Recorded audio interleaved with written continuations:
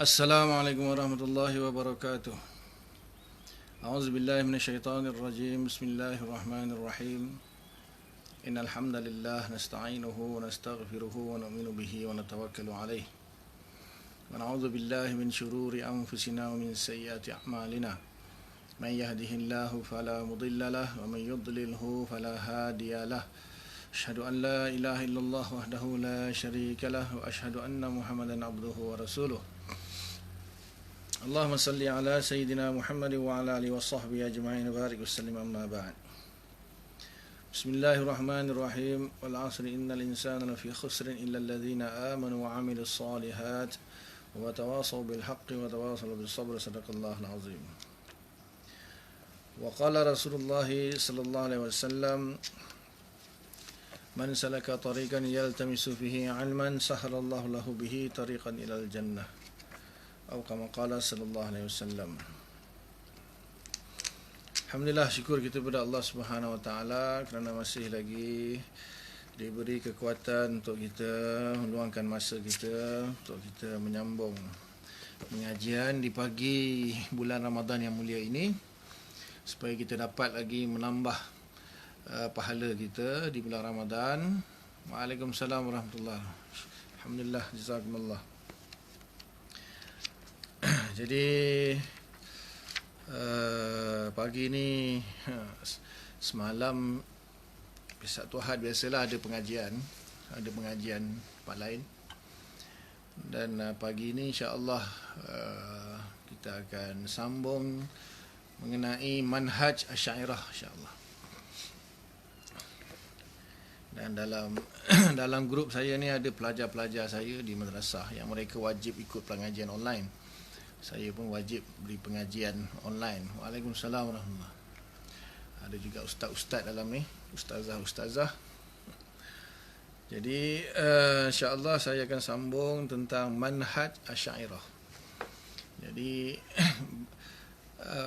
banyak dakwaan-dakwaan yang tidak benar yang dilontarkan kepada Asy'ariyah. Yang pertamanya sebab ialah tentunya Wahabi dia tak belajar Asy'ariyah pun. Kebanyakannya Wahabi ni dia melontarkan macam-macam tuduhan lah terhadap Asy'ariyah. Punca utama dia sebab dia tak pernah pun. Jangankan Wahabi. Waalaikumsalam warahmatullahi. Alhamdulillah. Bukan Wahabi saja, kadang-kadang kita pun kalau orang awam tu boleh kita kata dimaafkanlah. Orang awam tu cukup belajar akidah. Orang awam ni dia belajar akidah, itu yang wajib. Adapun untuk memahami mazhab Asy'ariyah, memahami manhaj Asy'ariyah yang lebih mendalam itu bukan kewajipan orang awam. Itu bagi penuntut ilmu yang ingin sampai kepada darajat ustaz atau ulama, tak tahulah nak kata apa istilah. Jadi itu hukum dia fardu kifayah saja. Hukum dia fardu kifayah.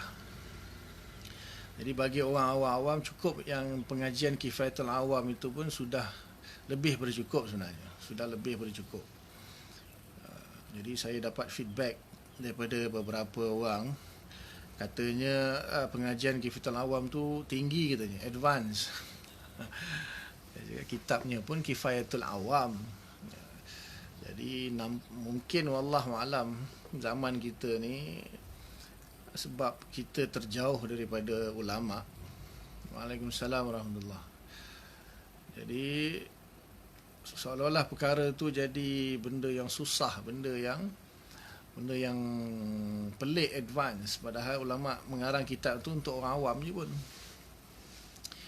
Mungkin ada penjelasan tambahan yang saya sampaikan tu pun mungkin agak advance kot, ataupun mungkin kerana istilah-istilah dia yang tak pernah didengar tu mungkin.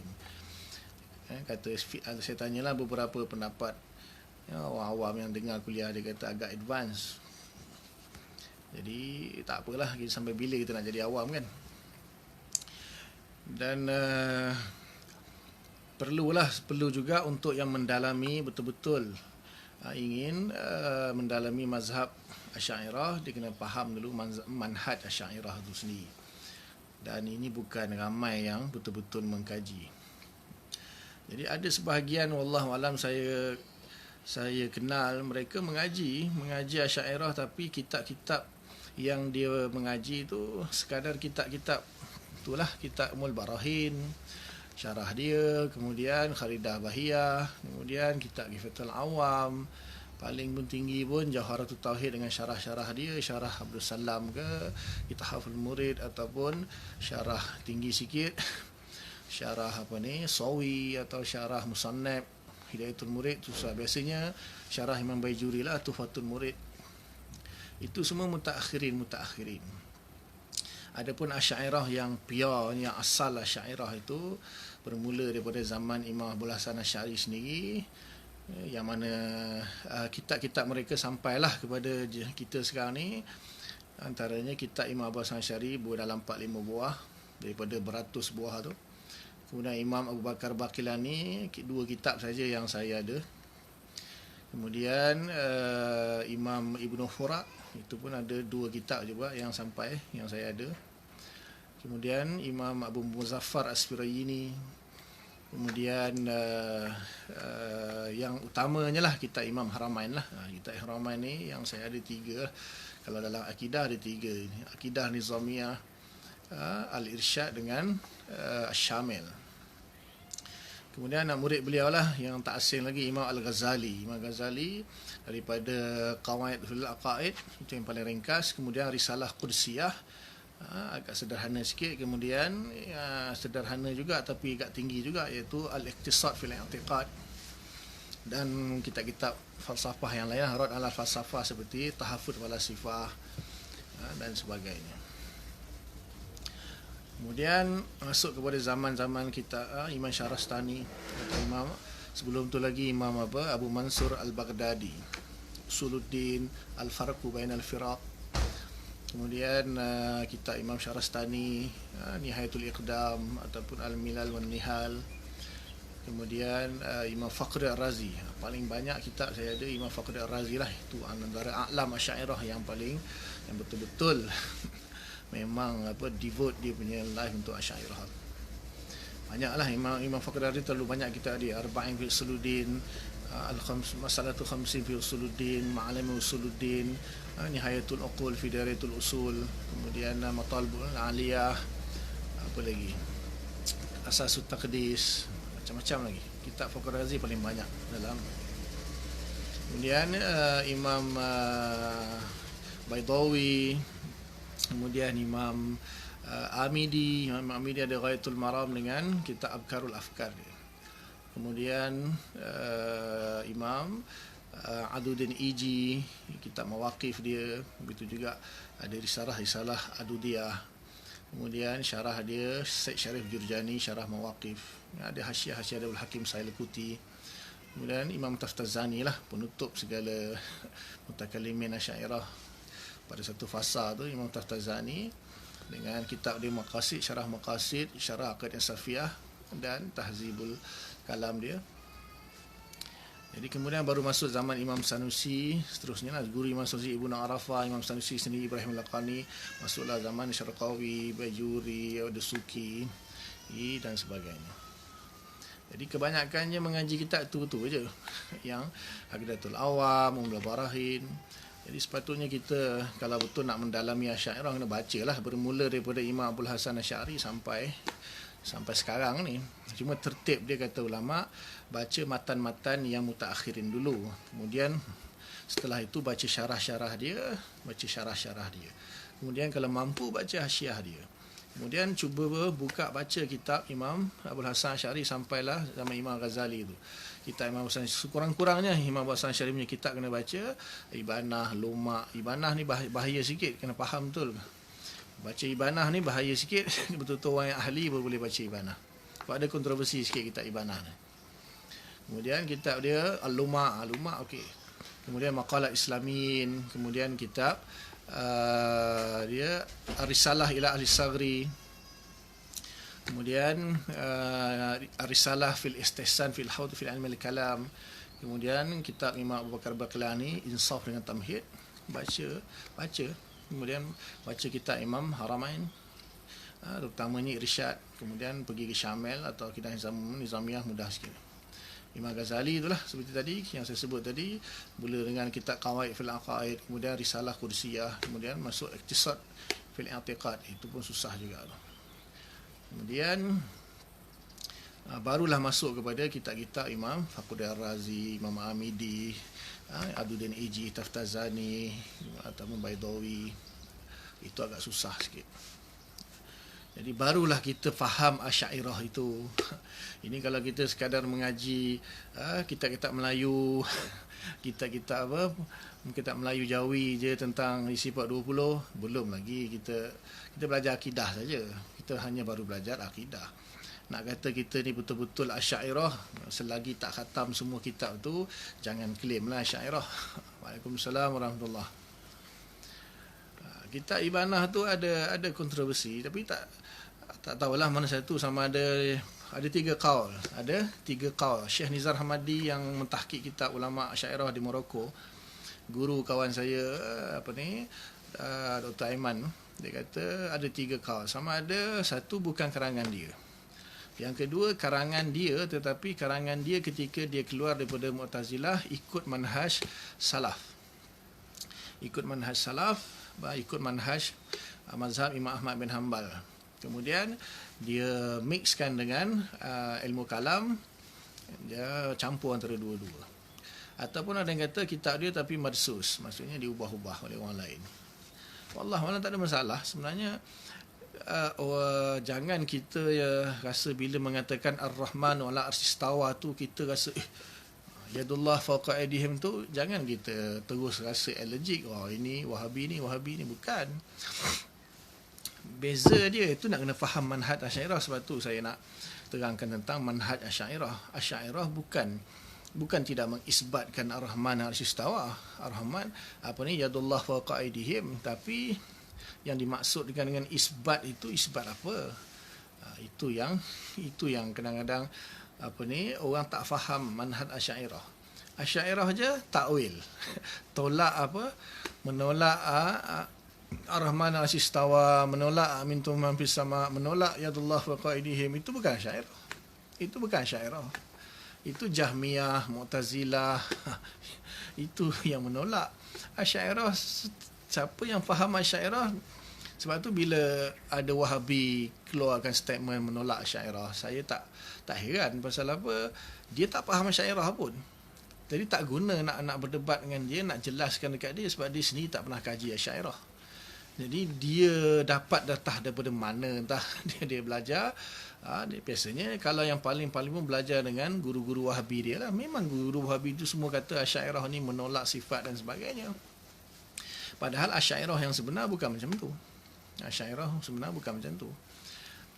Tak pasti yang konon-kononnya salaf ni dia faham ke tak faham salaf yang sebenar dan Asy'ariyah yang sebenar. Jadi kalau orang yang betul-betul faham Asy'ariyah yang sebenar dan faham salafus salih yang sebenar, tidak akan menolak Asy'ariyah. Mereka hanya mengatakan Asy'ariyah itu bukanlah membuat satu akidah yang baru, meneruskan akidah salafus salih, tetapi menguatkannya atau menambah dengan manhaj aqli, manhaj ilmu kalam, manhaj aqli. Itu saja. Imam Nawawi, Imam Ibn Hajar Asqalani bukan mutakallimin, tetapi menerima Asy'ariyah dan dikategorikan sebagai Asy'ariyah lah. Walaupun pernah dalam masa berdebat di Kuala Kangsar tu saya sebut Imam Nawawi bukan Asy'ariyah, Ibn Hajar Asqalani bukan Asy'ariyah, ada yang terkejut, ada yang kata ini dah salah ni. Maksud saya mungkin saya tak sebut secara tafsil, mungkin tak secara detail. Maksud saya bukan mutakallimin Asy'ariyah. Imam Nawawi bukan mutakallimin Asy'ariyah, Ibn Hajar Asqalani bukan mutakallimin Asy'ariyah. Mereka itu muhaddis. Mereka itu ahlul hadis, tetapi mengikut qaul Asy'ariyah, setuju dengan Asy'ariyah. Imam Nawawi dalam kitab dia kata qala ashabuna minal mutakallimin.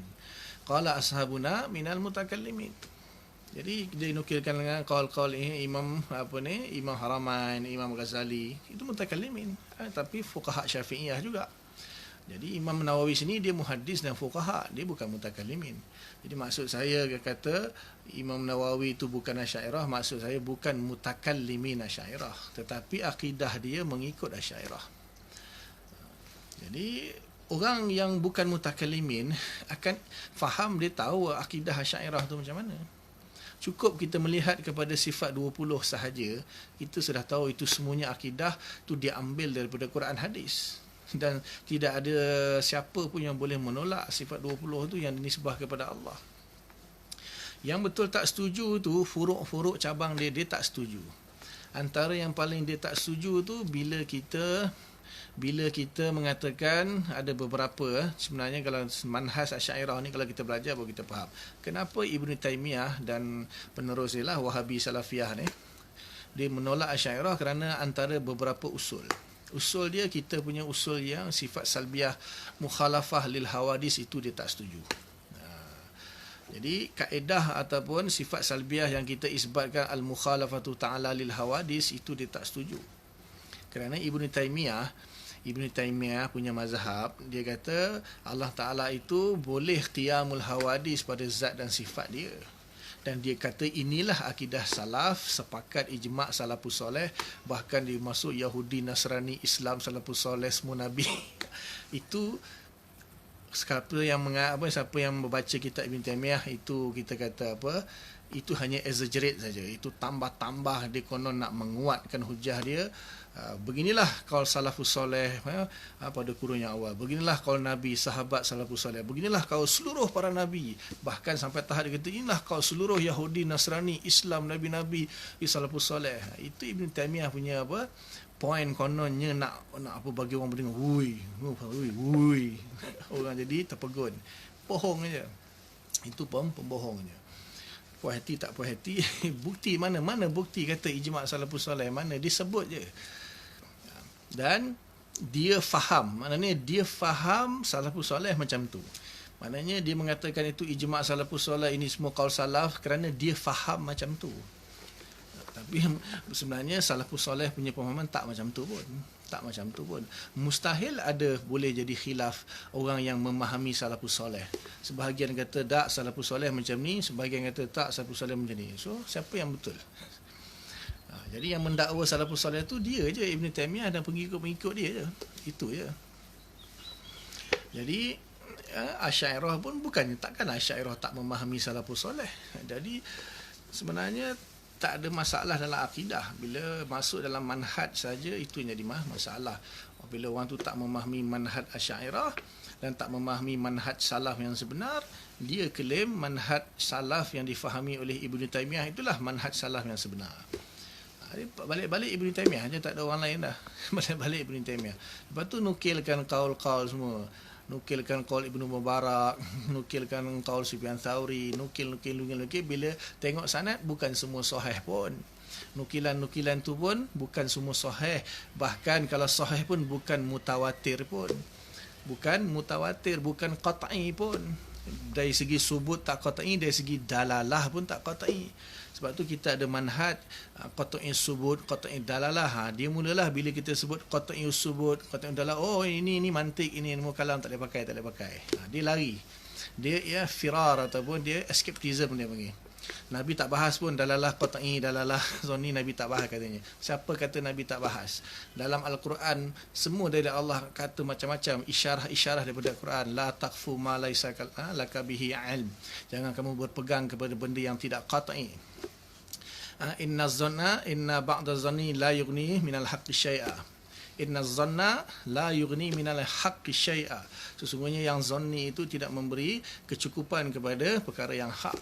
Allah sebut semua. Apa ulama buat qat'i subut, zanni subut, qat'i dalalah, zanni dalalah tu ulama buat ke? Ambil daripada falsafah Greek Yunani ke?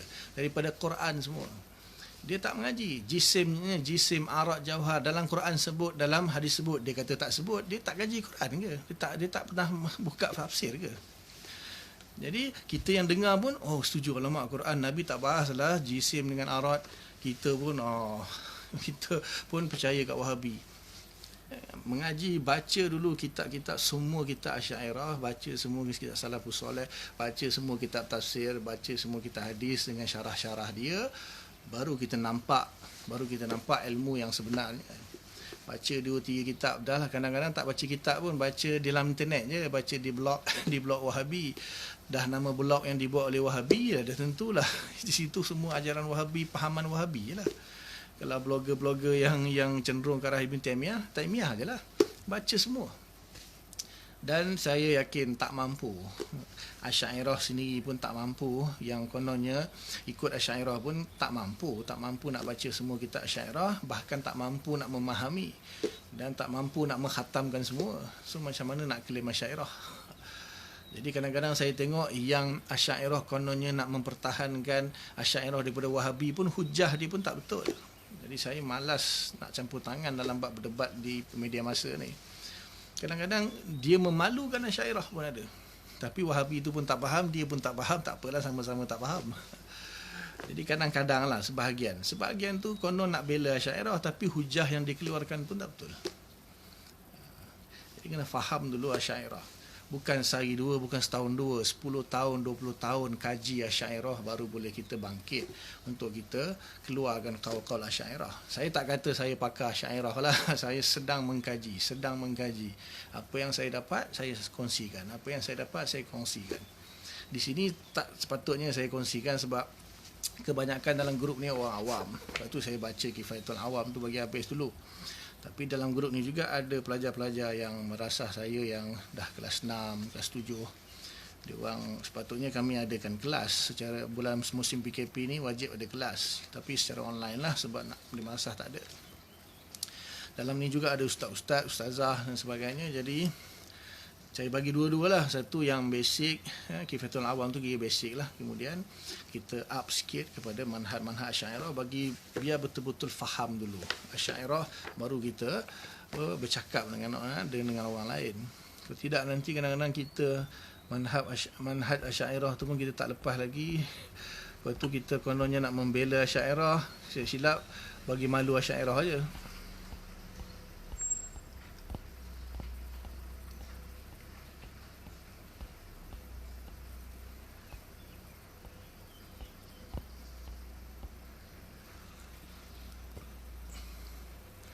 Hadis tak akan sepakat mata kesesatan. 3 khalifah yang maksud jelas pada ayat itu, bagaimana kita nak selari dengan hadis tersebut.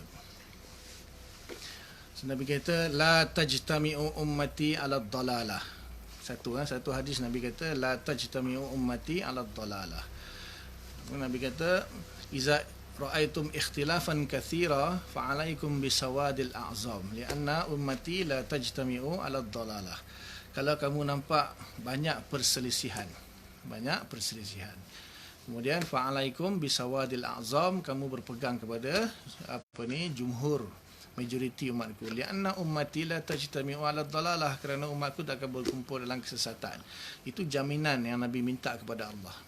Sebab apa? Kalau Islam bersatu dalam kesesatan, maka Islam sama macam Yahudi dan Nasrani. Sebab Yahudi dan Nasrani mereka bersatu dalam kesesatan. Oleh kerana Nabi nampak Yahudi dan Nasrani ni mereka bersatu dalam kesesatan, tu Nabi minta doa supaya umat Islam jangan bersatu dalam kesesatan. Sebab tu Allah Ta'ala pelihara agama Islam ni. Inna nahnu nazzalna az-zikra wa inna lahu lahafizun. Kami turunkan az-zikra, Al-Quran. Al-Quran itu kira sumber Islam. Jadi kalau sumber asli dia terpelihara, maka Islam tu akan terpelihara. Yahudi Nasrani dia tersesat sebab sumber asli dia dah tak terpelihara. Taurat dengan Injil sudah diubah-ubah. Asalnya sudah diubah-ubah, habislah agama Yahudi Nasrani. Jadi asal dia tu Allah pelihara, Al-Quran tu Allah pelihara, maka terpeliharalah Islam sampai kiamat. Begitu juga hadis Nabi pun terpelihara, kerana hadis Nabi adalah mubayyin kepada Al-Quran, maka kena dipelihara juga. Sebab tu ada ilmu hadis, ilmu sanad untuk memelihara hadis sebagai penjelas kepada Al-Quran. So jadi ada ikhtilafan kasira, Nabi kata, khilaf di dalam memahami Al-Quran, khilaf di dalam memahami hadis. Jadi apabila ada akhir Nabi kata fa'alaikum bisawadil azam. Jadi majoriti tu kita sekarang dah 1400 tahun. 1400 tahun. Jadi memanglah ketiga khalifah Mu'tazilah tu pernah menguasai, tetapi dia menguasai itu bukanlah maksudnya dia menguasai seluruh ulama-ulama pun tunduk dan ikut akidah dia. Tidak, dia menguasai secara kuasa lah, pemerintahan dia menguasai. Dan ulama-ulama itu dipaksa ikut, kebanyakannya tak ikut pun. Yang dibunuh, dipenjara. Yang ikut pun bukan ikut, hanya mereka itu bertauriah saja. Bertauriah. Tauriah ni macam nak kata taqiyah pun boleh juga. Macam taqiyah, tapi taqiyah tu lagi teruk, menipu. Tauriah ni apa istilah dia tauriah ni, apa istilah dia, macam Zohir cakap lain, maaf tapi tak bermaksudkan demikian. Dia berhelah. Tauriah ni macam berhelah. Apa istilah dia dah, bahasa Inggeris dia saya tak ingat dah.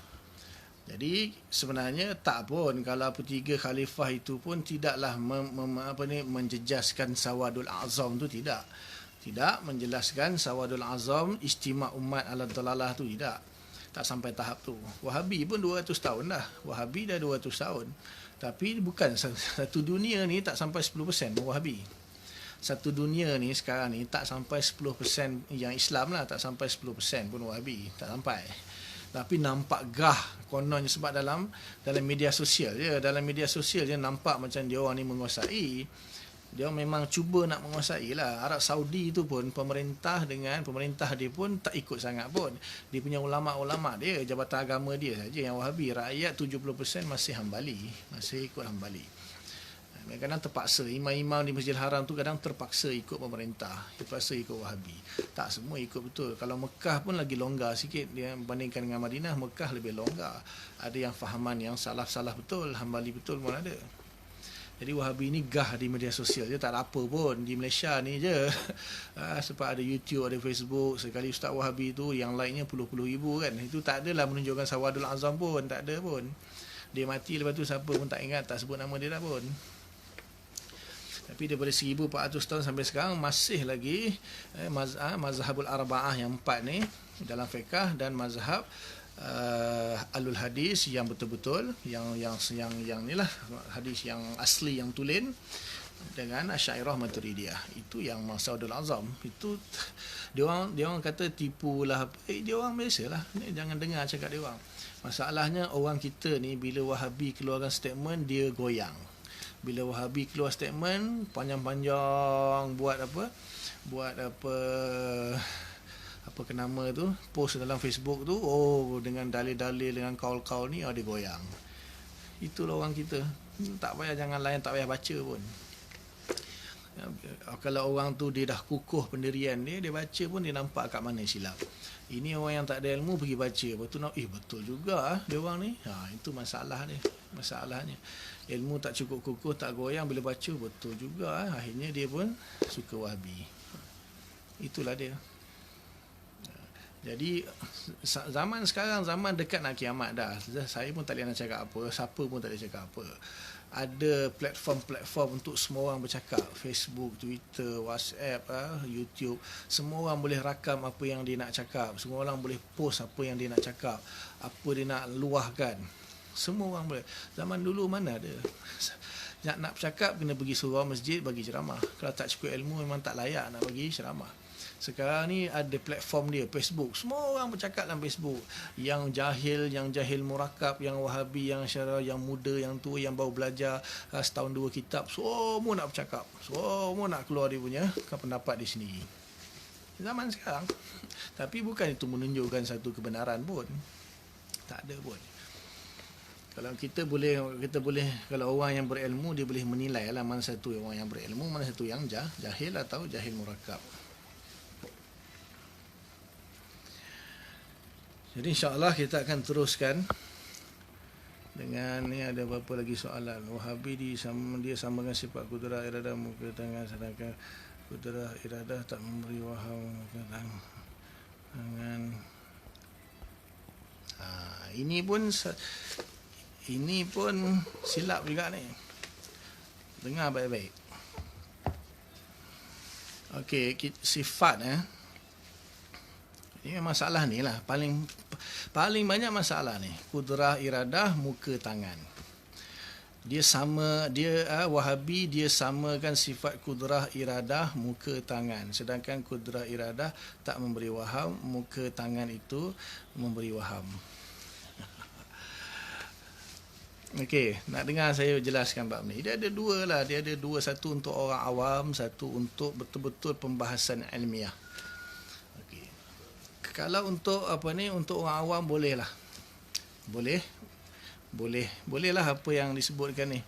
Samakan iradah sedangkan tidak memberi waham, kalau tangan tu bagi waham. Untuk orang awam boleh lah.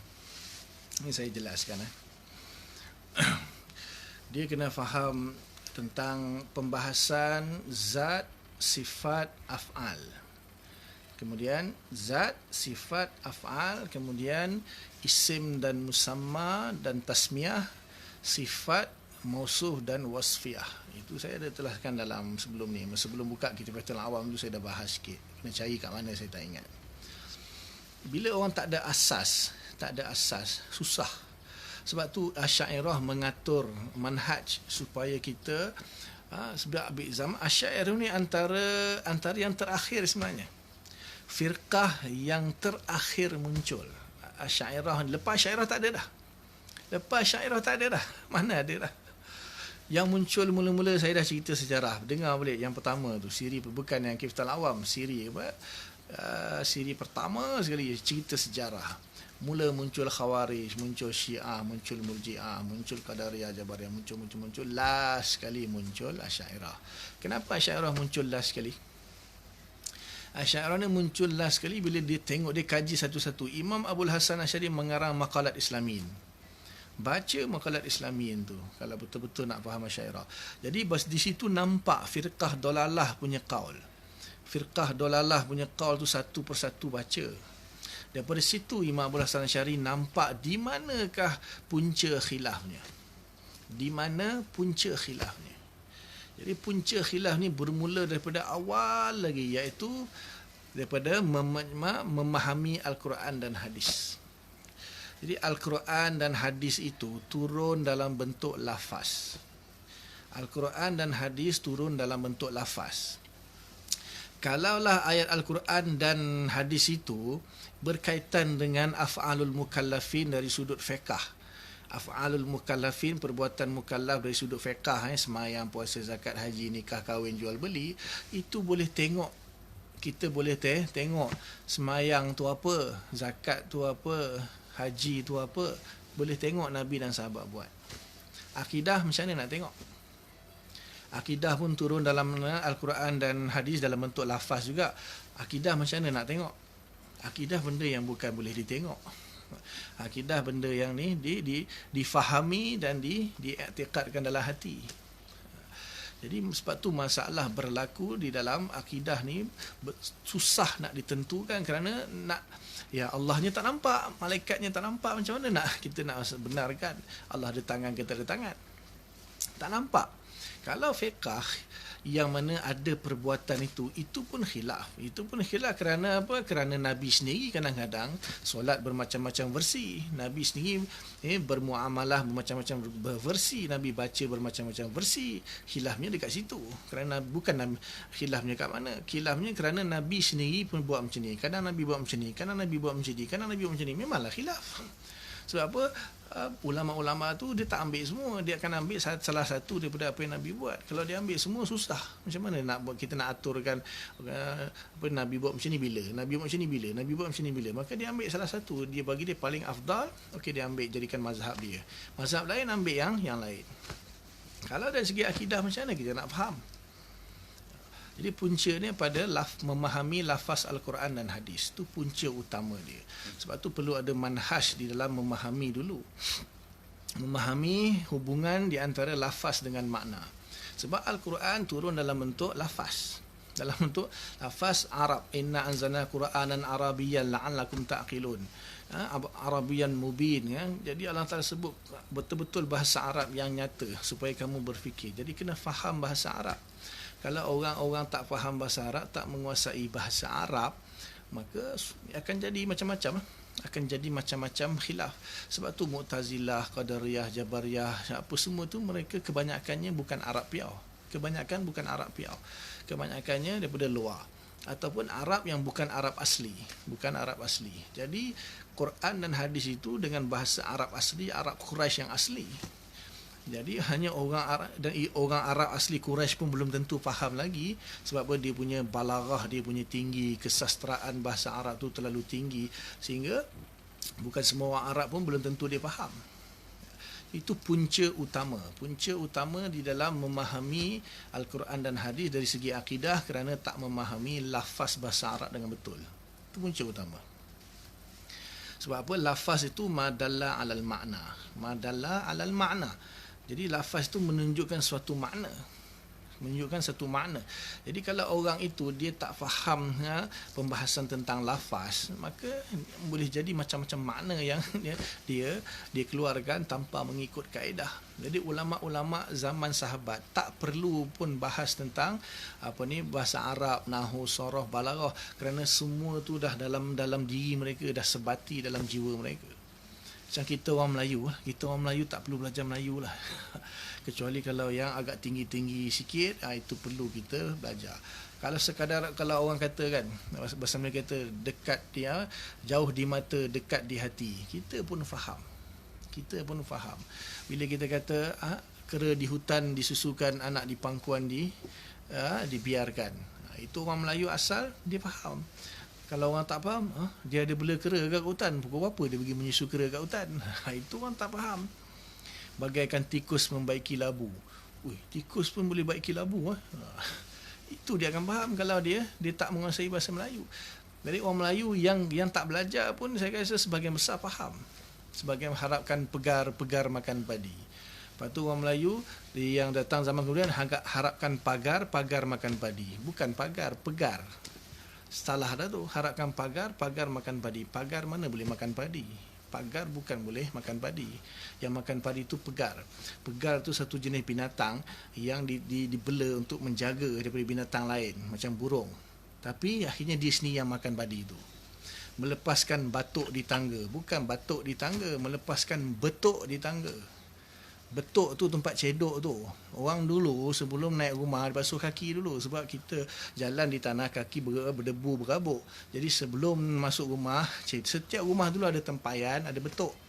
Cedok, basuh kaki. Cedok, basuh kaki, naik. Lepas basuh kaki, dia tak letak betuk tempat cedok tu dalam tempayan ke tempat dia. Dia letak di tangga saja. Nampak tu. Ambil tempat lain, letak tempat lain. Ni buat kerja cincai-cincai, buat kerja tak selesai, buat kerja sambil lewa. Itu melepaskan betuk di tangga, bukan melepaskan batuk di tangga. Nak buat apa batuk kat tangga, nak buat apa? Dia jadi berubah. Salah sebenarnya. Jadi itu contohlah bahasa Melayu. Jadi kena faham dulu bahasa Arab. Saya dah bagi awal-awal tu. Bahasa itu, satu lafaz itu dilihat dari segi bahasa, dari segi lughah, kemudian dilihat dari segi syarak, kemudian dilihat daripada adat. Dari segi adat. Kemudian bahasa pun ada hakikat, ada majaz. Syarak ada hakikat, ada majaz. Kalau uruf bagi dua, uruf am, uruf khusus. Am ada hakikat, ada majaz, khusus pun ada hakikat, ada majaz. Itu baru segi lafaz baru. Jadi kita nak kena tahu lafaz yang disebut dalam Al-Quran itu adakah kalau dari segi lughah hakikatnya mana apa, dari segi majaz lughah mana dia apa. Kalau lafaz syarak apa makna dia, hakikat syarak mana dia apa, majaz syarak mana dia apa. Kalau hakikat lughah umum apa makna dia, majaz umum apa maksud dia. Kena faham semua dulu. Kalau itu pun tak kuasai, tiba-tiba nak faham Al-Quran, nak keluarkan akidah, salah. Salah tak belajar semua tu. Salah dia memang Arab. Kalau salah yang Arab yang asli, dia tak akan belajar benda tu kerana dia dah menguasai benda tu. Zaman Nabi itu semuanya boleh hampir semua ya akan boleh bersyair, boleh memahami syair-syair kerana bahasa dia terlalu tinggi. Lepas tu Al-Quran diturunkan untuk menunjukkan Al-Quran lebih tinggi balaghah dia, lebih tinggi sastra dia. Sebab tu bila turun Al-Quran mengatakan yadullah fawqa aydihim, orang Arab tak perlu tanya, tak keliru pun, tak terbayang pun Allah tu ada anggota tangan. Tak perlu pun, pasal apa, dia dah faham dah makna tu. Tapi datang yang sebelum tu muncul. Bila Imam Abdul Hasan Syari tengok ada yang munculnya mujassimah, kerana apa? Dia memahami yat itu dimahami secara hakikat lughah. Maknanya Allah Ta'ala tu ada tangan bermaksud anggota. Ada, bukan tak ada. Muqatil bin Sulaiman dan segala geng-geng dia lah, Karamiyah dan sebagainya, akhirnya jadi mujassimah. Kemudian ada pula yang oleh kerana mujassimah tu menjisimkan Allah Ta'ala kerana mengisbatkan tangan, kaki, wajah dan sebagainya, muncul satu yang menafikan semua. Nafikan terus, menjadilah Jahmiyah. Jahmiyah ni nafi semua. Asalnya Jahmiyah, lepas tu jadi Mu'tazilah lah.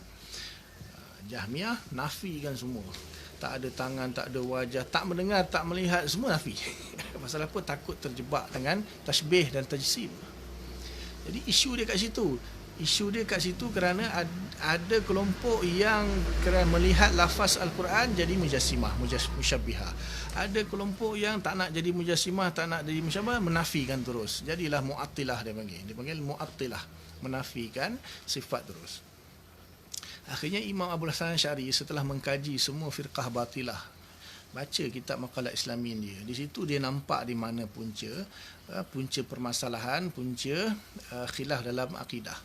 Akhirnya dia buat satu manhaj, kemudian diteruskan oleh ulama-ulama Asy'ariyah sampailah sekarang. Manhaj itu diperbaiki. Itu kalau orang tak menguasai nak bercakap pasal akidah tu masalah. Bercakap pasal salaf, bercakap pasal macam-macam nak bercakap.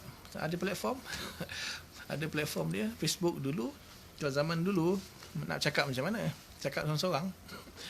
Kalau nak bercakap dengan orang ramai kena bagi ceramah, pergi kuliah, bagi kuliah di surau, di masjid ataupun di mana-mana lah. Sekarang tak payah, duduk dalam rumah je boleh bercakap panjang. Taib, post panjang-panjang. Lepas tu macam-macam dia merapu dalam tu, dia pun tak tahu. Jadi kena ada basic dulu. Jadi puncanya pada memahami ayat Al-Quran. Kemudian masuk kepada nahu sarah, masuk kepada balaghah. Bila belajar hakikat dan majaz, bila belajar majaz saja macam-macam. Ada isti'arah, ada kinayah, ada majaz akli, ada majaz mursal, majaz hakiki. Macam-macam kena belajar. Kalau tak belajar tu, kita bukan orang Arab, kita bukan orang Quraisy. Quran bukan turun zaman kita. Kita tak faham. So kalau kita tak menguasai semua tu, tiba-tiba nak cerita pasal akidah. Lepas tu jadi antara kudrah dengan yad pun dah tak boleh nak beza dah. Okay. Pegangan Asy'ariyah dalam masalah ni. Okay. Bila Allah Ta'ala menyandarkan sesuatu lafaz kepada zat dia, Allah menyandarkan sesuatu lafaz kepada zat dia, dipanggil tarkib idafi. Saya dah bahas sebelum ni lah. Contohnya Allah kata zatullah, Allah kata ilmullah, Allah kata naqatullah, Allah kata kitabullah, Allah kata baitullah, rasulullah, yadullah, wajhullah. Itu semua lafaz-lafaz yang diidofahkan, disandarkan kepada Allah Ta'ala. Orang Melayu panggil rangkai kata. Orang Melayu panggil dalam gerabah tata bahasa Melayu rangkai kata. Dua perkataan yang digabung jadi satu. Dalam bahasa Arab, ilmu nahu dia panggil tarkib idafi. Jadi contohnya lah yadullah. Yad itu satu perkataan asalnya, yad. Satu Allah. Okey, apa makna yad? Apa makna yad sahaja?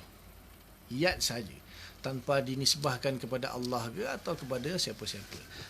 Yad kalau diterjemahkan dalam bahasa Melayu, tangan. Okey.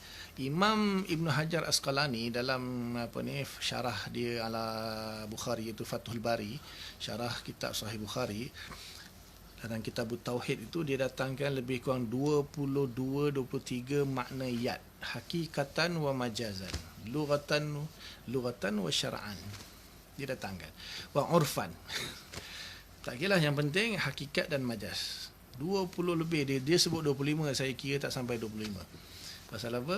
Dia ada yang dia tertinggal, ada yang dia ulang 2-3 kali.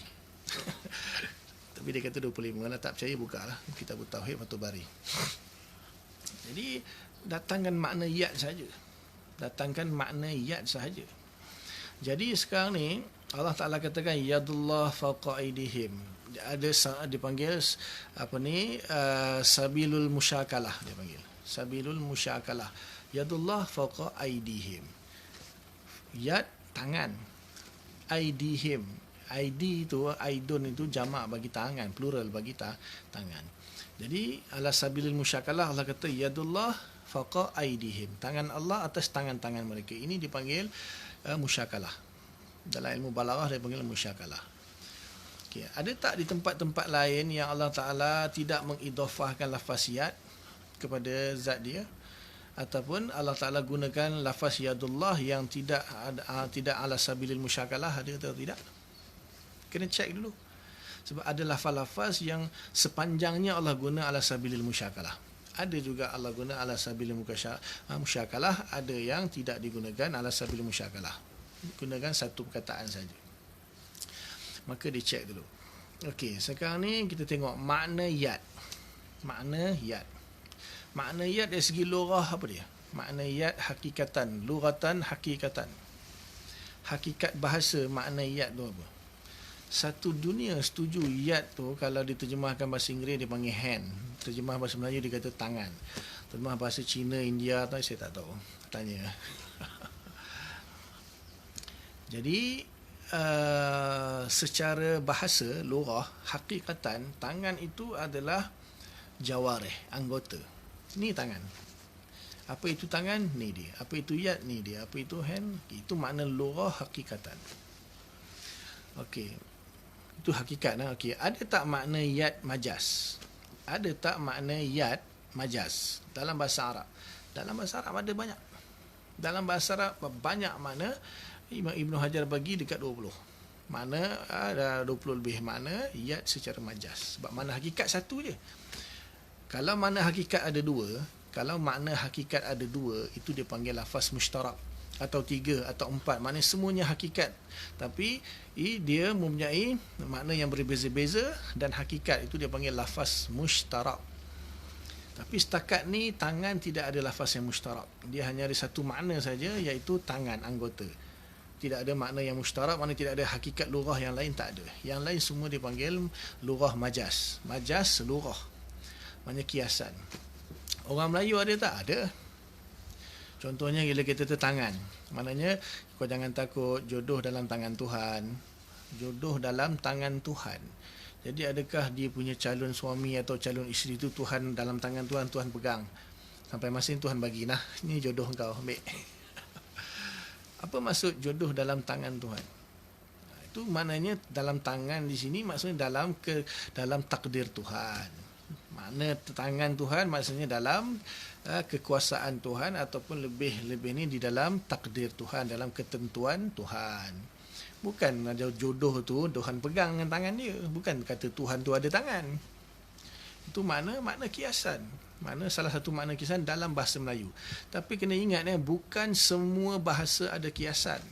Mungkin kita bahasa Melayu kita tak tahu lagi, bahasa India, Cina ke apa itu tak tahulah. Dia orang ada kiasan, kena tahu juga. Okey. Jelas sekarang ni makna yad secara hakikat lughah tangan, anggota.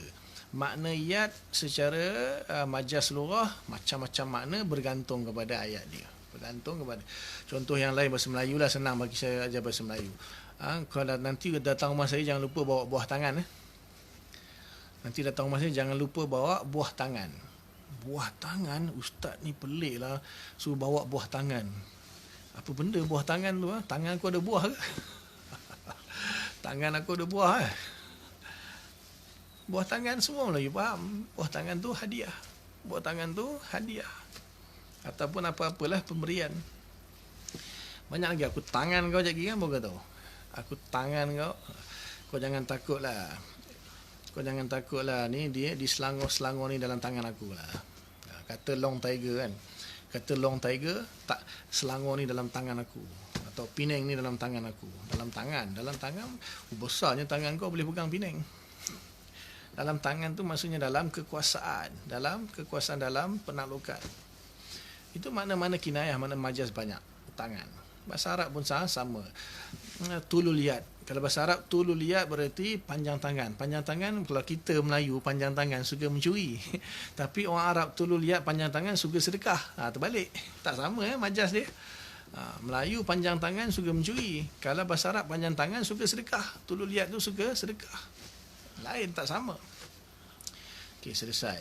Okey, kita pergi makna tangan secara syarak, hakikat syarak. Ada tak makna tangan hakikat syarak? Makna tangan hakikat syarak ada tak ada? Ada ke tak ada? Okey, kalau kita kata syarak itu mana-mana sesuatu yang berkaitan dengan hukum syarak kan. Contohnya Allah kata iza kumtum ila shalah faghsilu wujuhakum wa aydiyakum ilal marafiq. Jika kau ingin dirikan solat, maka hendaklah kau basuh muka, kamu basuh muka dan kamu basuh kedua belah tangan hingga siku. Jadi Allah kata basuh kedua belah tangan hingga siku tu hakikat ke majaz syarak ke ataupun hakikat atau majaz lughah? Allah suruh basuh tangan. So kita nak faham yang Allah kata dalam ayat ni, ayat syarak, ayat Quran. Ayat Quran dah tentulah syarak. Dan perintah tu pun perintah tentang berwuduk. Wuduk dah tentulah syarak. Tapi Allah kata basuh tangan sampai siku. So kita faham tu tangan secara syarak ke tangan secara lughah? Tangan secara syarak ke tangan secara lughah? Tak ada Nabi kata, dalam ayat ini adalah tangan bermakna syarak. Tangan bermakna syarak ini ialah sekian-sekian. Nabi beritahu. Tak ada. Syarak pun tak beritahu kata makna tangan itu di situ adalah makna tangan syarak. Syarak pun tak beritahu. Tapi apa yang kita tengok, ulama kita tengok, Nabi bila berwuduk praktikalnya Nabi basuh tangan sampai. Jadi berarti Nabi mengamalkan ayat Quran tu. Rupanya ayat Quran tu walaupun ayat dia syarak, tetapi lafaz yang digunakan tu adalah lafaz lughah, hakikat lughah. Hakikat bahasa. Basuh tangan hingga siku. Tak ada makna syarak tangan. Sebab apa? Nabi, kalau lah makna syarak hakikat mesti lain daripada makna hakikat lughah. Kalau lah ada makna hakikat syarak tangan di situ dalam ayat wudu, dah tentu Nabi takkan basuh tangan ni, sebab ini tangan hakikat lughah. Jadi bila Nabi basuh tangan sampai siku, ni tangan ni Nabi basuh, maknanya kita faham dalam ayat itu tangan bermakna hakikat lughah. Hakikat lughah. Okey. Lepas tu Allah Ta'ala sebut yadullah fawqa aydihim, tangan Allah atas tangan-tangan mereka. Kita nak tanya, adakah tangan Allah itu, yadullah tu tangan Allah, bermakna hakikat lughah, iaitu anggota? Itu menafikan terus. Nafi. Mustahil katanya. Mustahil anggota. Kita salaf semua kata mustahil. Kenapa tak boleh? Kerana kita kata Allah tu laisa kamislihi syai'. Itu kaitan dia nanti. Itu kaitan dia. Itu dia punya apa? Dia punya asal dia ataupun dia punya muhkamat dia. Ayat muhkamat dia laisa kamislihi syai'.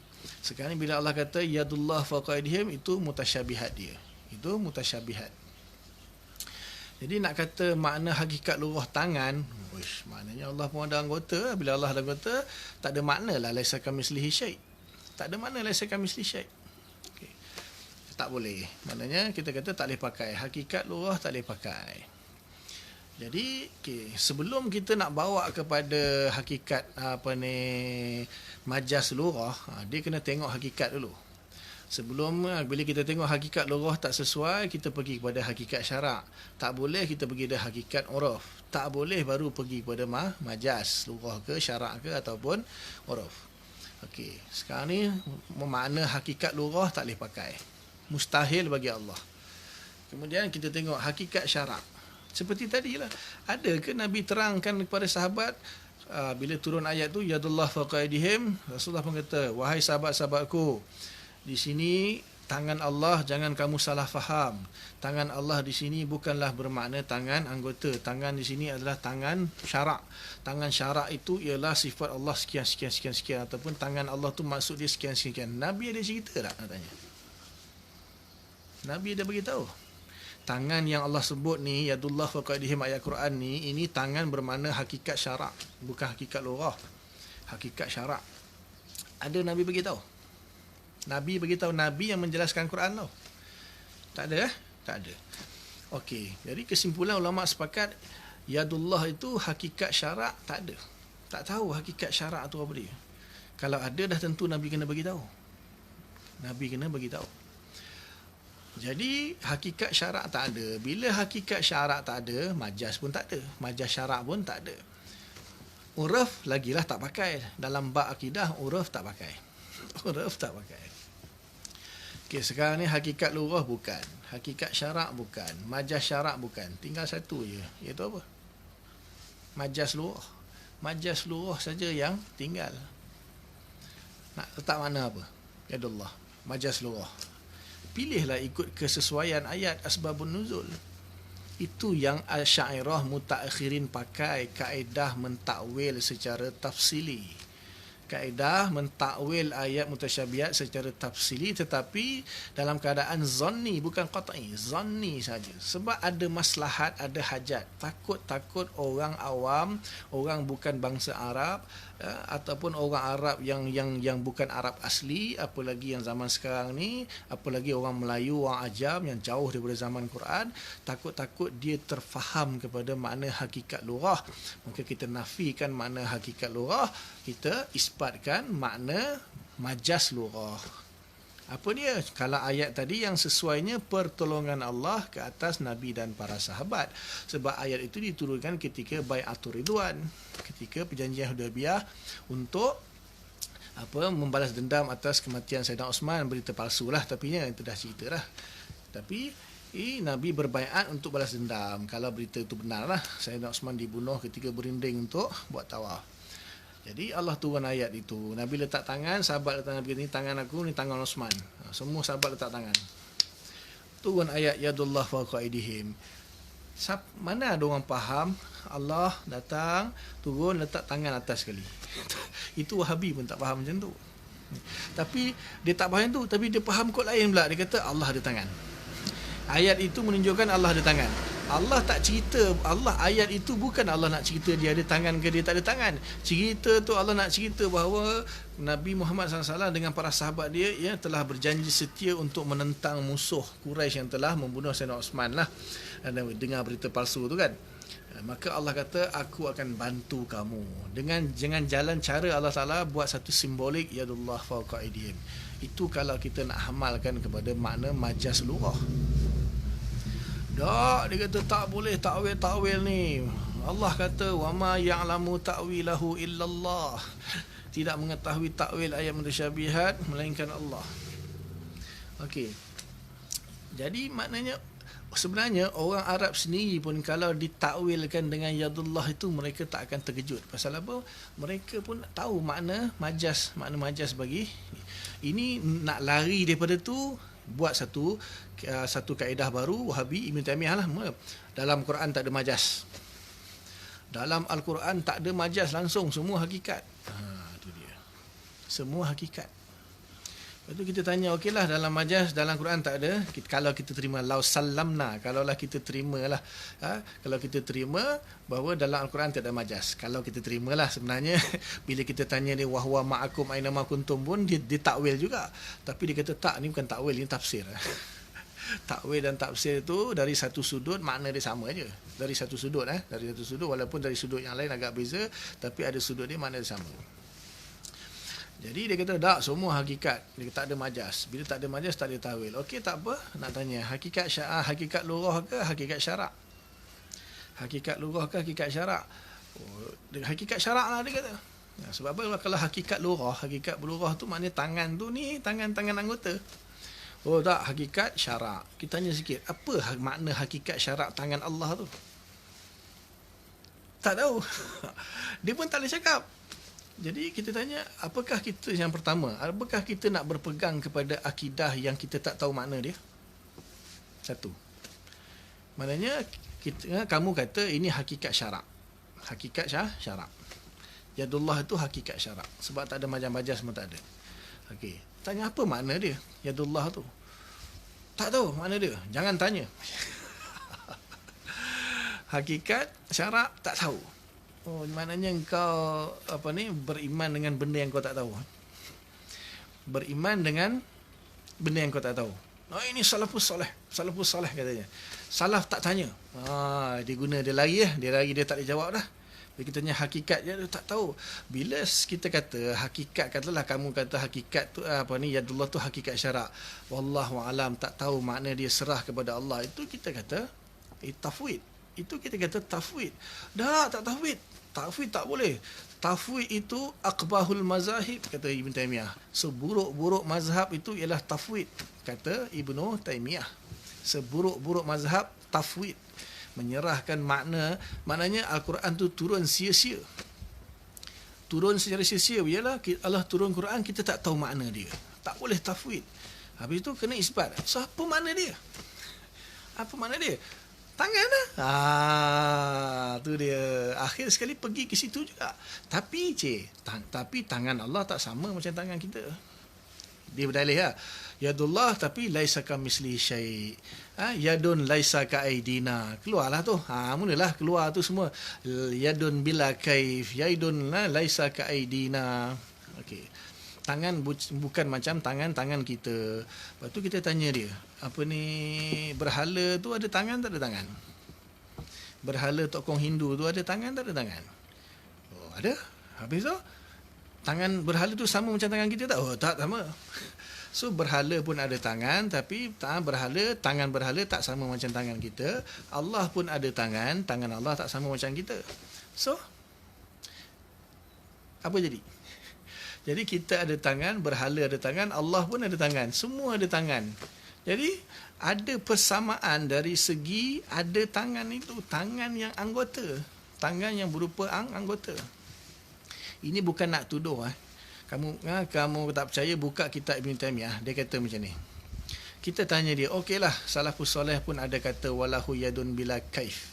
Makna walahu yadun bila kaif itu ialah bila menafikan kaif bermakna dia bukan anggota. Sebab tu Imam Abu Hanifah dalam Fiqhul Akbar kata walahu yadun bila kaif. Bila mengatakan bila kaif itu bermaksud dia bukan anggota. Dia bukan anggota. Kalau dia bukan anggota, dia apa? Dia sifat. Dia sifat. Kerana sifat ma laisa bizat. Sifat itu secara umum. Secara umum sifat itu bermakna ma laisa bizat. Itu sifat secara umum. Tapi kalau sifat secara khusus, makna dia lain. Sifat secara khusus ialah al-makna al-wujudi as-subuti al-qaim bizat.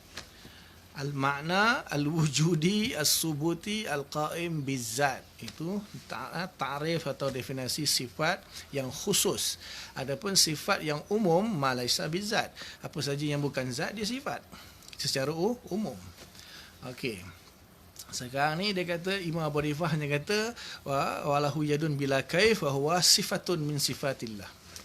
Yad itu sifat daripada sifat Allah. Okey. Daripada sini dah selamat sikit dah. Bila dia kata, dia nafikan. Salafus soleh nafikan yad itu bukanlah anggota. Bermakna dia kata bukan hakikat lurah. Cuma dia hamalkan, dia kata ini adalah hakikat syarak, iaitu salah satu sifat daripada sifat Allah. Okay. Yad pun salah satu sifat daripada sifat Allah. Kudrah pun salah satu sifat daripada sifat Allah. Sama salah satu sifat bersifat Allah.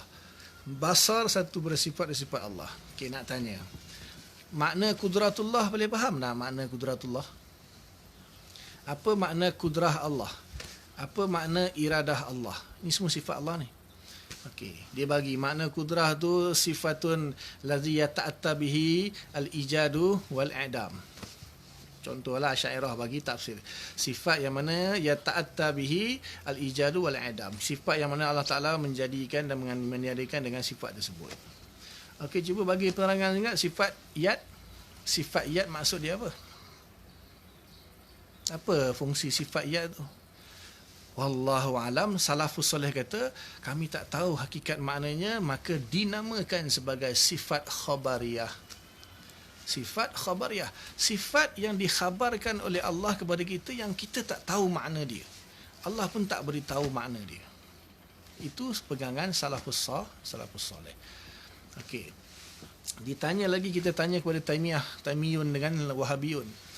Ibnu Taimiyah dalam kitab dia kata tangan, wajah, telinga, mata ni min sifatil a'yan. Ibnu Taimiyah dalam kitab dia baca min sifatil a'yan. A'yan itu adalah jamak bagi ainun. Ain tu physical. Ain tu physical. Sifat physical. Sifat tapi physical. Maknanya anggota. Sifatul a'yan anggota. Kita faham, Asy'ariyah faham, kata salaf mengisbatkan yad itu sebagai sifatun min sifatil ma'ani. Sifat daripada sifat-sifat ma'ani. Bila sifat ma'ani, dia tidak ada kaif. Sebab tu lah masalah kata daripada mana kita tahu itu sifat ma'ani? Kerana bila kaif. Sebab apa? Kudrah tak ada kaif, iradah tak ada kaif, sama tak ada kaif. Yang ada kaif itu zat saja, tangan, kaki, wajah, anggota. Ini ada kaif, zat ada kaif. Zat manusia lah. Zat manusia ada kaif. Tapi sifat tidak ada kaif. Sebab tu bila kata yad bila kaif, maksudnya yad bermakna sifat ma'ani. Ini sifat tapi sifatul ayan. Sifatul ayan tu anggota lah. Pergi tanya semua Arab faham sifatul ayan itu anggota. Jadi dah katakan Allah tu beranggota, maknanya mujassimah lah. Itulah mujassimah ataupun musyabihah. Tapi tak mengaku. Kata ini salah. Ini salafiyah. Itu masalah. Okey. Sekarang ni tadi dia tanya kan muka tangan. Okey. Itu secara ilmiah, pembahasan secara ilmiah. Boleh. Jangan cuba menafi. Asy'ariyah kata boleh kita mengisbatkan yad, boleh. Boleh isbat yad tapi dengan syarat sifatun min sifatil ma'ani. Kena sebut min sifatil ma'ani, tetapi kita tak tahu makna dia, maka dipanggil sebagai sifat khabariyah. Sifat yang tidak diketahui maknanya. Sifat ma'ani yang tidak diketahui maknanya. Jangan kata sifatul ayan. Jadi tak salah kita mengisbatkan yad. Ini secara ilmiah. Okay. Secara awam, orang awam, sebab tu dia kata sini, dia kata sedangkan kudrah iradah tak memberi waham, muka dan tangan beri waham, itu orang awam. Sebab tu kita Asy'ariyah tak ajar orang awam isbatkan yad, tak ajar orang awam isbatkan wajah. Pasal apa? Memberi waham kata anggota. Sebab orang tak faham apa yang saya bahas daripada awal tadi, pembahagian lafaz kepada tiga, hakikat majaz, hakikat lughah, majaz lughah, hakikat syarak. Kemudian dengan sifat apa berbeza antara sifatul ayan dengan sifat ma'ani, kemudian murakkab idhafi. Orang awam tak belajar semua tu, pening. Maka kita sadduz zara'i, dia panggil. Sadduz zara'i, menutup jalan. Maknanya ambil langkah berhati-hati. Kita ajarkan sifat 20 kepada orang awam. Dan kerana sifat 20 semuanya qat'i, semuanya tidak memberi waham. So kita jangan sentuh sifat-sifat mutasyabihat. Dan Allah dah larang, Allah dah beritahu kan. Fa ammal ladzina fi qulubihim zayghun fayattabi'una ma tashabaha minhu. Orang yang dalam hati dia ada kegelinciran, maka dia akan ikut follow ayat-ayat mutasyabihat tu. Dia orang yang follow ayat mutasyabihat, lepas tu dia kata kita suka takwil. Kita ni menolak sifat, kita suka takwil, menentang Quran. Kita tak bahas ayat mutasyabihat. Kalau perlu sahaja kita bahas. Sebab tu tak pernah diajar kepada orang awam sifat 20. Dalam sifat 20 tak ada pun Allah tu ada tangan. Kena isbat Allah ada tangan. Kena isbat Allah ada wajah. Kerana Allah Ta'ala sebut dalam Quran. Kita tak bawa ke situ. Cukup kita kata Allah Ta'ala sifat ma'ani dia yang 7 tu sudah menunjukkan kesempurnaan dia. Bila orang tanya apa makna yadullah fawqa aydihim? Okey. Bila orang tanya kan, apa makna yadullah fawqa aydihim? Adakah itu menunjukkan Allah ada tangan atau ada anggota? Apa makna Ar-Rahmanu Asistawa? Adakah Allah bersemayam atas aras? Okey. Apa kita nak jawab? Ada 3-4 pilihan. Pilihan yang pertama, ambil pelepah kelapa, belasah dia. Ikut sunnah Sayyidina Umar. Lepas tu kena tangkap polis, masuk jail, jawab sendirilah. Pertama, kalau orang tanya apa makna Yadullah fawqa aydihim, apa makna Ar-Rahman sistawa, ambil pelepah kurma sepatutnya, tapi pelepah kurma tak ada, pelepah kelapa pun jadilah. Ambil pelepah kelapa tak ada pun, kayu 24 tu ambil beluti balon dia. Bila dia tanya kenapa, aku cakap ini Sayyidina Umar yang punya sunnah. Sayyidina Umar bila orang tanya ayat mutasyabihat, dia belasah sampai berdarah-darah. Sampai berdarah-darah. Tapi siapa yang buat macam tu, besok dia report polis kena tangkap, jawab sendirilah, jangan kata saya suruh. Jangan kata saya suruh. Yang kedua, Imam Malik. Imam Malik ditanya tentang sifat mutasyabihat atau ayat mutasyabihat, merah padam muka dia. Marah dia. Halau. Keluar kau ni mubtadi', keluar. Sebab tu siapa yang tanya ayat mutasyabihat dalam grup saya remove dia. Tu ada seorang tu Intani tak Intani dah apa nama dia. Dia tanya, orang dah bagi tahu, dia tanya lagi. Terus saya remove. Saya ikut Imam Malik lah. Saya kalau ada kayu beluti, saya bantai dia macam Sayyidina Umar. Saya ikut Imam Malik, marah, kau ni ahli bid'ah, keluar dari sini. Dan cara yang ketiga, kita jelaskan seperti mana yang saya jelaskan tadi secara ilmiah tadi. Kalau mampu, jelaskan secara ilmiah tadi. Lafaz itu terbahagi kepada tiga, lurah, syarak, kemudian terpecah hakikat, majaz, cerita semula. Ada terkib idhafi, ada secara mufradi, ifradi, secara terkibi. Jelaskan semua. Kalau mampulah. Yang keempat, kalau tak boleh, diam, jangan bahas. Yang keempat, diam, jangan bahas. Pilih nak yang mana. Sebab tu tak pernah kita bahas tentang ayat mutasyabihat. Nabi kata, kalau kau nak tahu siapa yang Allah sebut dalam hadis Bukhari, kata Nabi syarahkan ayat tu kepada Siti Aisyah. Nabi kata, kalau kau nak tahu siapa yang Allah maksudkan dengan orang yang dalam hati dia ada zat, itu orang yang suka bahas ayat mutasyabihat. Tengok Wahabi, post-post dia, semuanya isbat Allah semayang atas arash, Allah ada kat atas arash, Allah ada tangan, ada wajah. Lepas tu dibantai. Tengok Asy'ariyah tu menafikan, Asy'ariyah ni Jahmiyah menafikan sifat-sifat Allah. Itu ada, jelas. So kita tak payah nak cakap banyak. Kita senyum je, baca senyum. Confirm kau ni memang orang yang dalam hati ada zaik, selesai. Dia kononnya nak jadi salaf. Kononnya nak jadi salaf. Tapi suka bahas ayat mutasyabihat. Salaf tak bahas pun ayat mutasyabihat. Jadi pendekatan orang awam. Sebab tu kita tak perlu kata Allah ada tangan tak ada tangan. Itu orang awam. So pilih tadi, 4 tadi.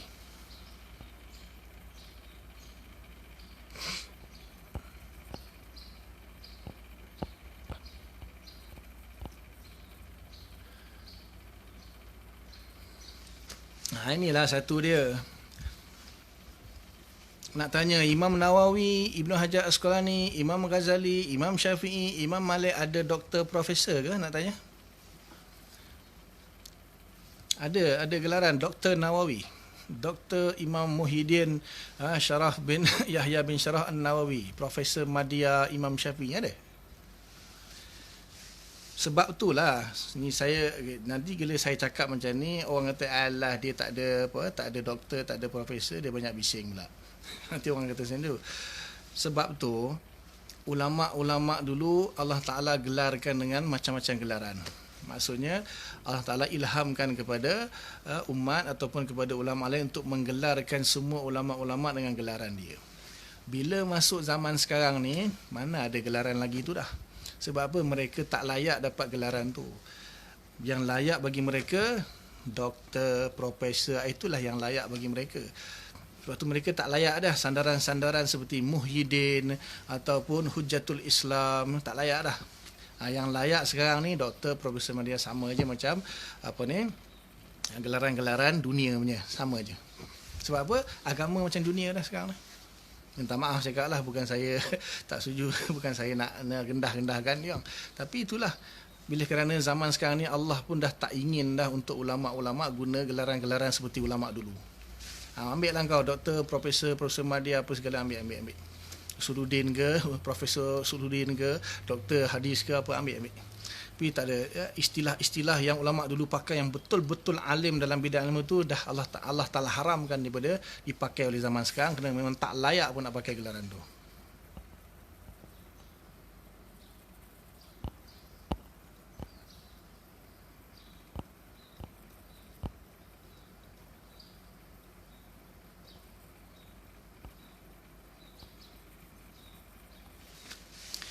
Kita kuasa, Allah kuasa. Kita tangan, kaki Allah, dia sama kan. Itulah tadi dia tak faham. Dia tak faham. Kita wujud, Allah wujud. Betul? Cukup daripada mula lagi. Kita wujud, Allah wujud. Itu saya dah cerita dah apa itu dobit mumatsalah dan dobit mukhalafah. Ukuran untuk menyamakan sesuatu dan ukuran untuk membezakan sesuatu itu apa dia? Tanya dia dulu. Tanya dia dulu. Okey. Kita kata dia ada zat, sifat, af'al ataupun perbuatan. Zat, sifat, perbuatan. Ketiga-tiga ini diwakili oleh lafaz. Ketiga-tiga ini diwakili oleh lafaz. Zat Allah, zat manusia. Lafaz. Lafaz zat. Lafaz zat untuk Allah, lafaz zat untuk manusia. Kemudian sifat. Sifat, wujud sifat. Wujud bukan zat. Wujud sifat atau amrun i'tibari. Ini saya tak nak bahas panjang-panjang. Wujud sifat. Wujud sifat. Kuasa sifat. Kuasa sifat. Mendengar sifat. Melihat semua sifat. Nak tanya, tangan kaki sifat ke? Tangan kaki sifat ke? Tangan kaki bukan sifat. Tangan kaki zat. Juz'un minaz zat. Tangan, kaki, zat. Kita manusia ni zat manusia. Kepala kita zat. Tangan kita zat. Kaki kita zat. Jadi, tangan, kaki, wajah, telinga, mata, juz'un minaz zat. Juzuk, bahagian daripada zat. Kalau kuasa itu sifat. Mendengar sifat. Mata, zat. Mendengar sifat. Melihat sifat. Telinga, zat. Mendengar sifat. Tangan, zat. Kuasa, sifat. Faham? Okey, kemudian ada perbuatan. Kemudian ada perbuatan. Melihat. Allah melihat, kita melihat. Allah mendengar, kita mendengar. Sifatlah sebenarnya asalnya sifat. Tapi boleh dikategorikan sebagai perbuatan jugalah. Iaitu contohnya berjalan, pergi, datang, pergi, naik, turun. Kita pun datang, pergi, naik, turun. Allah pun dalam Quran sebut kan. Okay. Jadi sekarang ni di manakah ukuran persamaan itu? Okey, kalau kita tengok okey, sekarang kita lupakan pada lafaz. Kerana apa? Lafaz langsung tidak memberi ukuran persamaan dan perbezaan atau perbezaan. Lafaz langsung tidak memberi ukuran persamaan atau ukuran perbezaan. Dalam bahasa Arab dia maknanya bukan dobit bagi mumatsalah, bukan dobit bagi mukhalafah. Lafaz itu tak ada apa. Lafaz ialah al-lafzu dalla ma dalla 'alal ma'na, sesuatu yang menunjukkan satu makna. Makna dia itu yang kita ambil. Lafaz tak ada.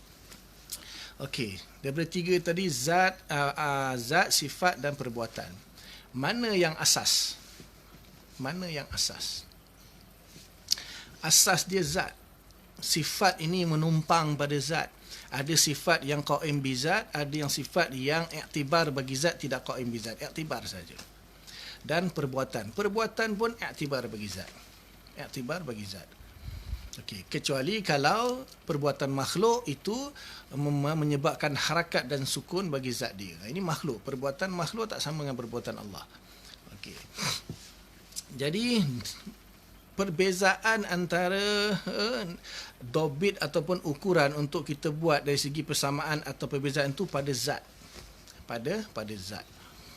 Jadi dobit ataupun ukuran bagi mumatsalah atau mukhalafah, persamaan atau perbezaan itu pada zat. Pada zat. Okay. Zat Allah dengan zat makhluk sudah dibezakan awal-awal lagi.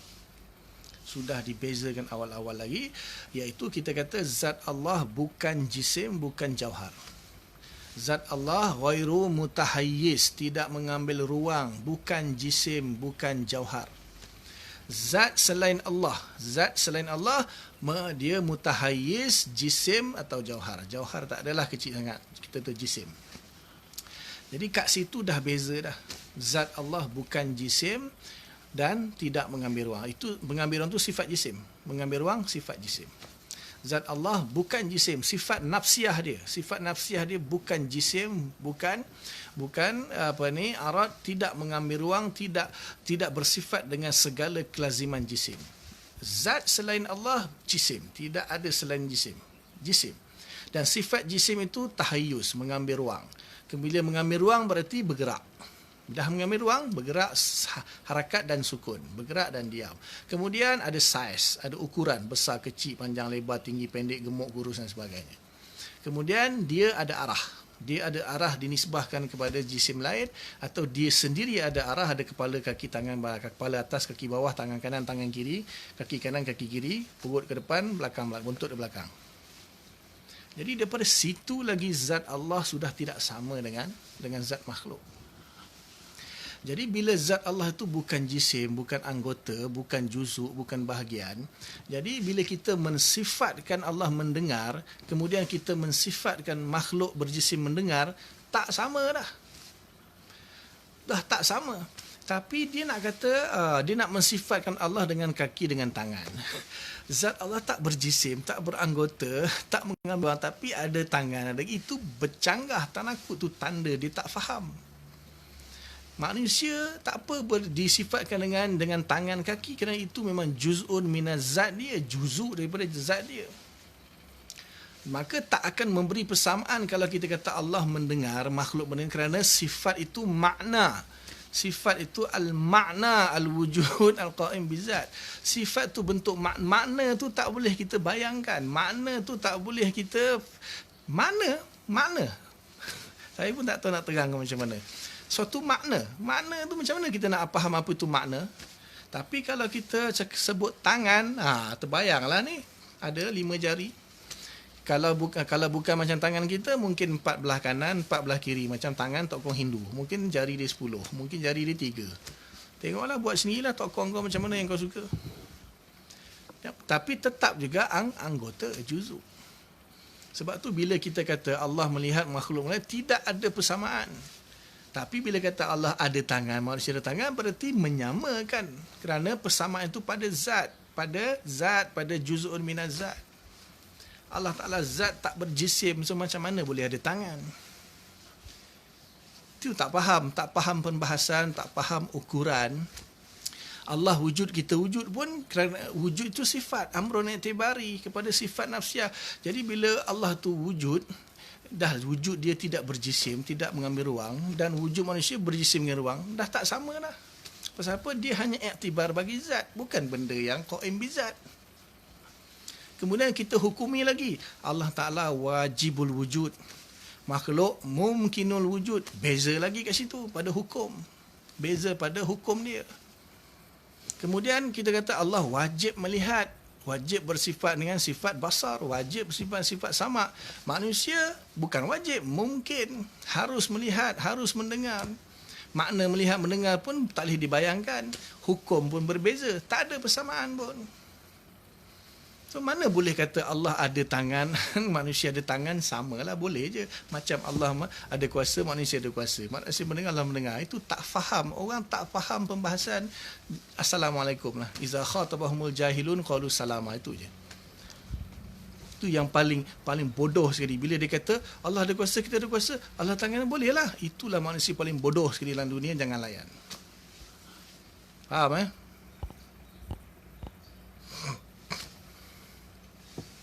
Bagaimana untuk mengajar anak kecil tentang akidah Asy'ariyah? Kerana saya pernah mendengar atau baca mengenai Asy'ariyah menyusahkan anak kecil untuk belajar akidah. Anak mempelajari falsafah. Susah. Asy'ariyah falsafah. Dengar baik-baik. Asy'ariyah yang falsafah itu Imam Ghazali, Fakhruddin Ar-Razi, Imam Rahman, Imam Amidi. Itu falsafah untuk melawan falsafah. Saya pun tak sampai lagi tahap tu. Anak kecil. Lawak tu namanya tak faham Asy'ariyah. Asal Asy'ariyah je, falsafah. Falsafah itu yang nama yang saya sebut tadi saja yang kuasai tau. Tujuan dia tu kuasai itu untuk lawan ahli falsafah tu. Engkau orang pun tak lepas lagi falsafah, nak ajar anak kecil buat apa? Apalah. Aduh, ya Allah. Ajar dia sifat 20. Ajar dia nyanyi. Ajar anak kita Allah wujud qidam baqa. Ajar dia sampai habis lagu Raihan. Agak dia pandai sikit, ajar Asmaul Husna. Ajar dia nas'aluka ya man huwallahu allazi la ilaha illa, sampailah habis. Ar-Rahman Ar-Rahim sampai habis. Ajar dia tu. Yang pertama ajar sifat 20 lagu Raihan. Boleh kot hafal kan? Allah wujud qidam. Itu ajar anak kecil sampai hafal. Sampai dia dah matang, boleh fikir, baru belajar dalil. Faham? Falsafah apa falsafah? Itu tak faham Asy'ariyah. Falsafah, anak murid tak faham falsafah. Itu Wahabi yang tak faham Asy'ariyah. Assalamualaikum, saya cakap dengan dia. Sungguh kau tak tahulah cakap apa.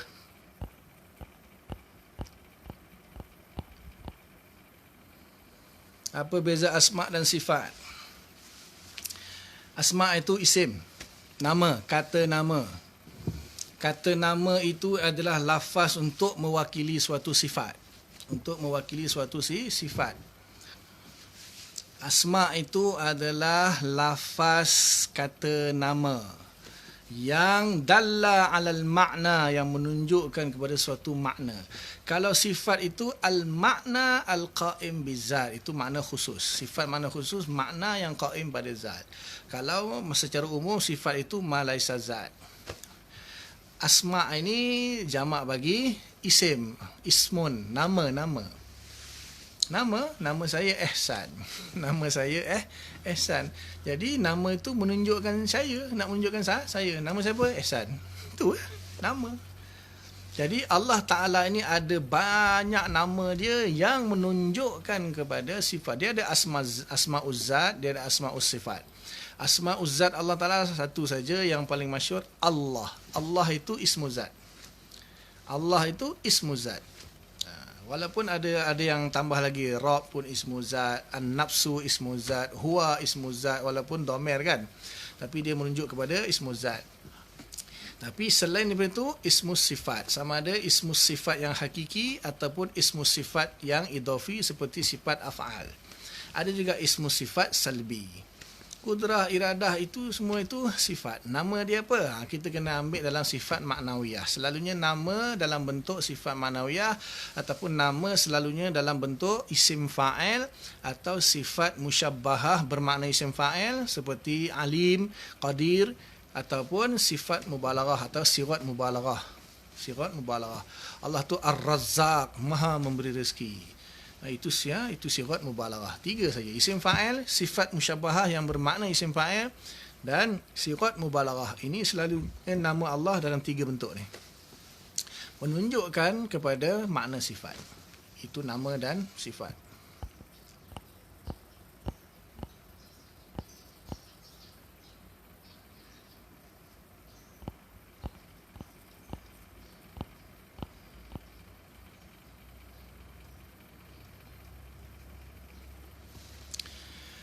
Allah bersifat dengan turun. Turun pun sifat Turun pun sifat dah. Dia sebenarnya macam ni. Dia bab ni kena belajar sifat mausuf dan wasfiyah. Turun tu bukan sifat, turun tu wasfiyah.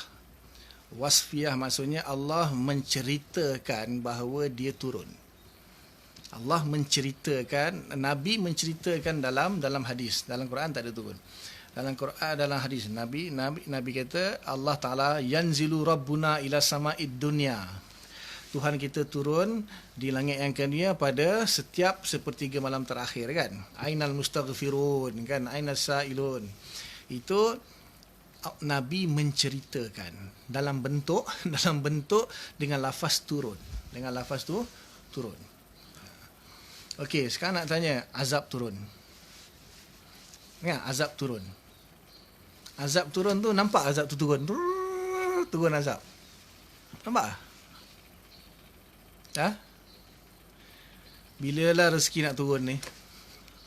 Ya Allah, kau turunkanlah azab kepada orang Zionis yang menyerang Palestin contohnya kan. So azab tu kalau turun maknanya azab tak boleh lah. Azab contohnya gempa bumi. Gempa bumi kan bentuk azab juga. Dia turun ke datang dari bawah? Azab turun. So azab tu turun. Mesti ke azab turun? Kecuali memanglah maknanya azab turun, contohnya hujan batu, hujan batu api macam apa, Ashabul Fil kan, macam tentera Abrahah kena hujan batu api tu daripada burung ababil, itu memanglah turun. Itu turun. Tapi ada azab yang daripada bumi, banjir, keluar air daripada bumi. Kita kata turunkan azab, ya Allah turunkan azab. Turun azab pun turun. Azab tu benda ke nak turun? Tanya dia. Wahabi jangan layar, semakin pening.